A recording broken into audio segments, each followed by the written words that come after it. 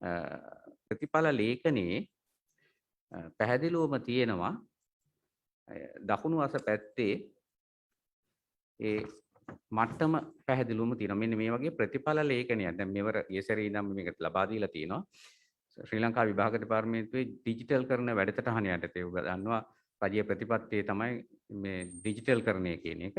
ඒ යටතේ මේ ඕනෑම දරුවෙකුට දැන් පුළුවන් වෙබ් එකට ගිහිල්ලා මෙන්න මේ සහතිකය ඩවුන්ලෝඩ් කරගන්න.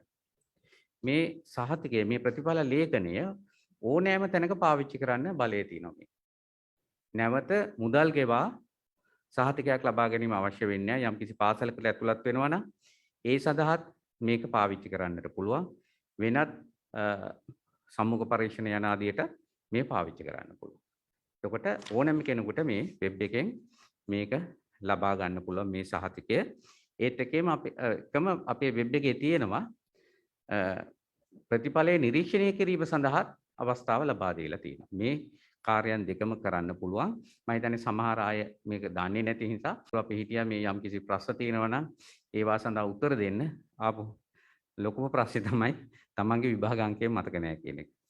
එතකොට විභාග අංකය මතක නැත්නම් එයාට පුළුවන් තමන්ගේ ID නම්බර එකෙන් නැත්නම් ජාතික හැඳුනුම්පත් අංකය යොදලා මේ ප්‍රතිඵලය බාගත කර ගැනීම හෝ නිරීක්ෂණය කර ගැනීම. එහෙමත් නැති කෙනෙක් ඉන්නවා නම් අපිට කතා කරලා අපිට පුළුවන් 19 කුලට ගත්තාම එයාගේ සම්පූර්ණ නම ලබාගෙන මේ සඳහා අවශ්‍ය උපකාරයක් කරන්න. මෙන්න මේ වගේ වැඩපිළිවෙලක් තියෙන්නේ.